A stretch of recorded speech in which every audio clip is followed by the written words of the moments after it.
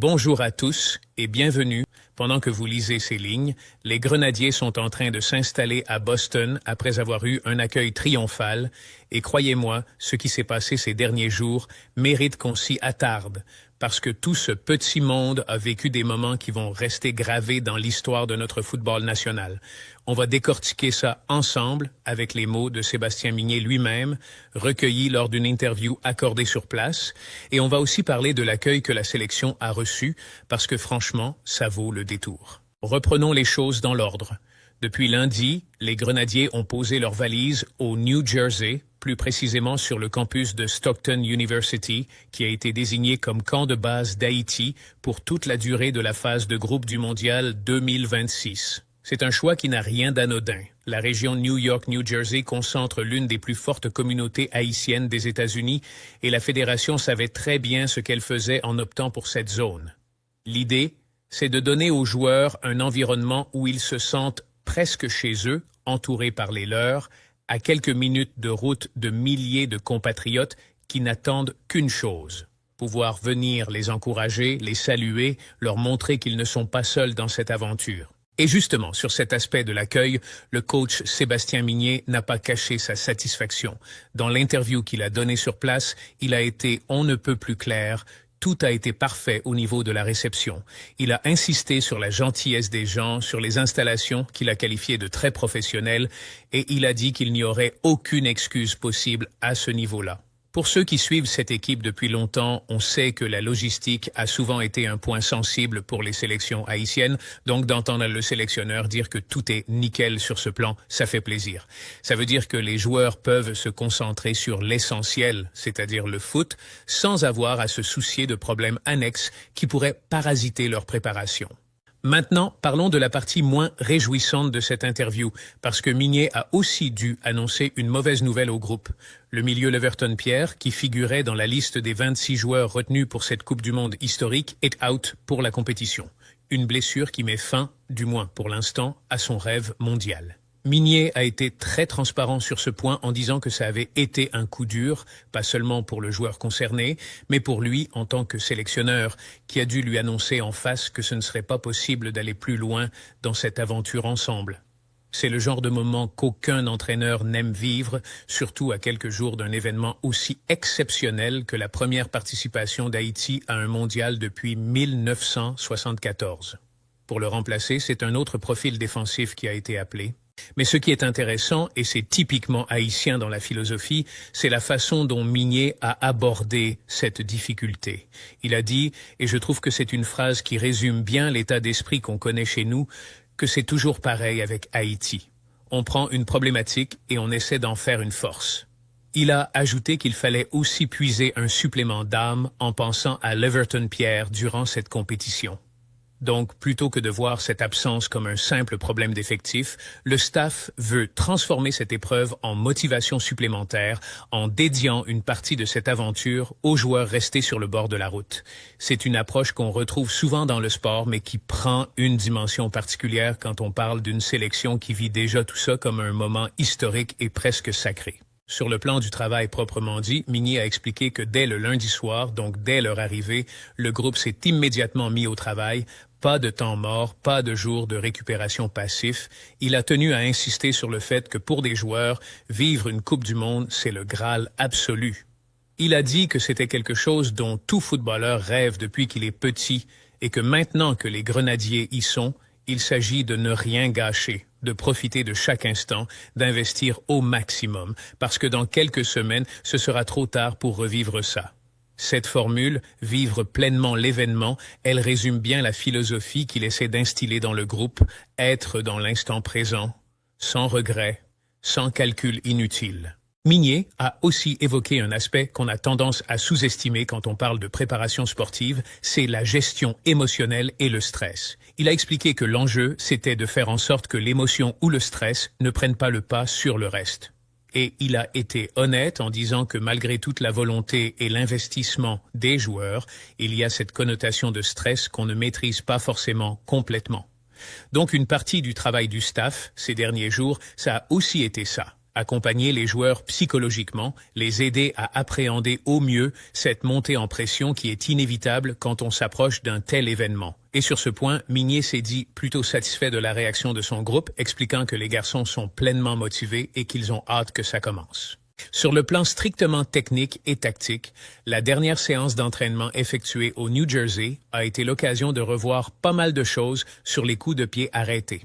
C'est un point intéressant parce que dans des compétitions à enjeu comme un mondial, où les écarts de niveau peuvent être comblés par des détails, les phases arrêtées prennent souvent une importance disproportionnée. Que ce soit pour marquer ou pour éviter d'en concéder, travailler ces automatismes-là juste avant le grand rendez-vous, c'est un signal que le staff veut optimiser chaque petit avantage possible face à une équipe écossaise qui reste favorite sur le papier.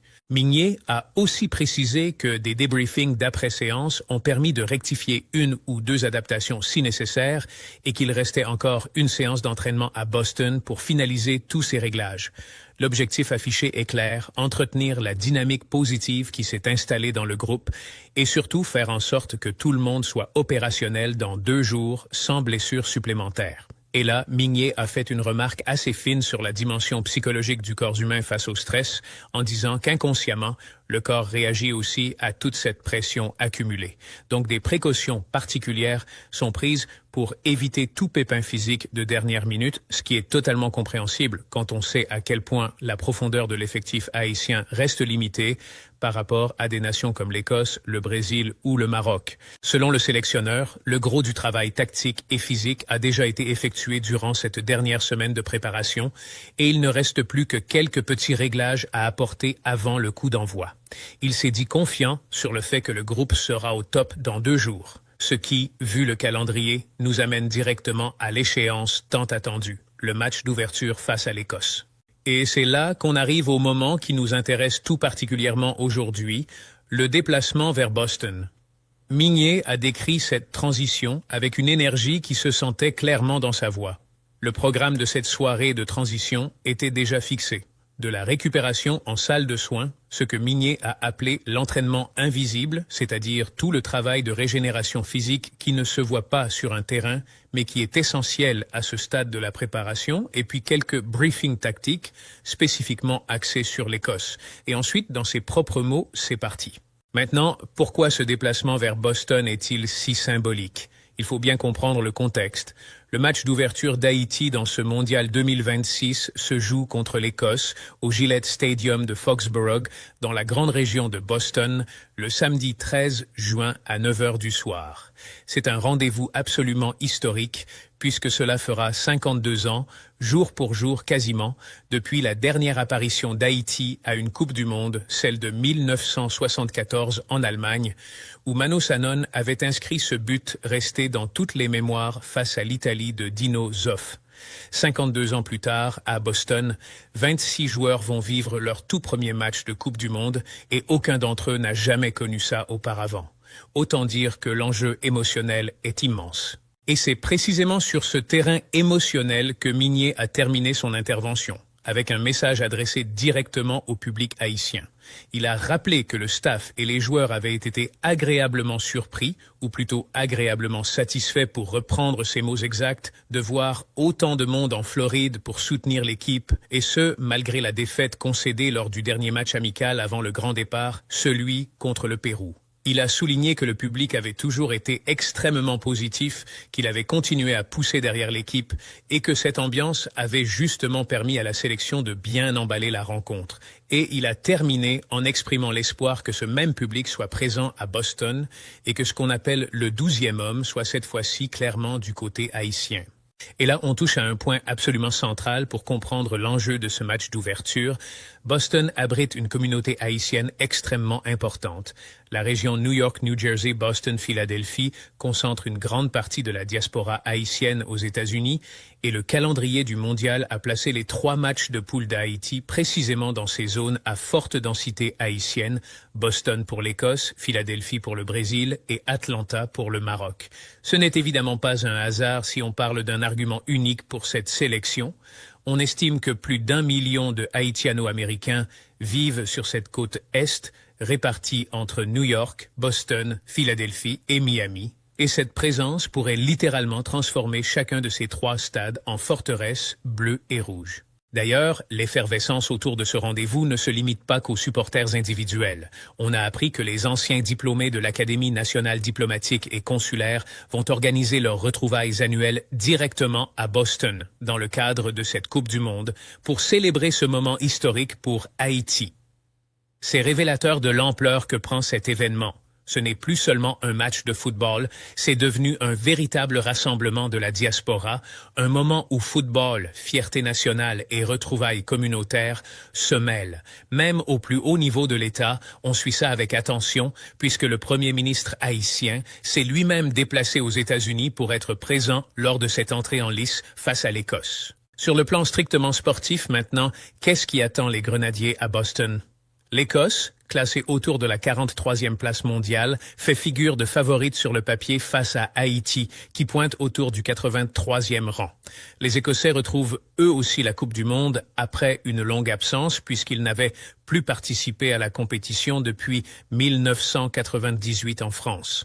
C'est donc un duel entre 2 nations qui reviennent sur la plus grande scène du football mondial après des décennies d'attente, chacune avec sa propre histoire et sa propre émotion.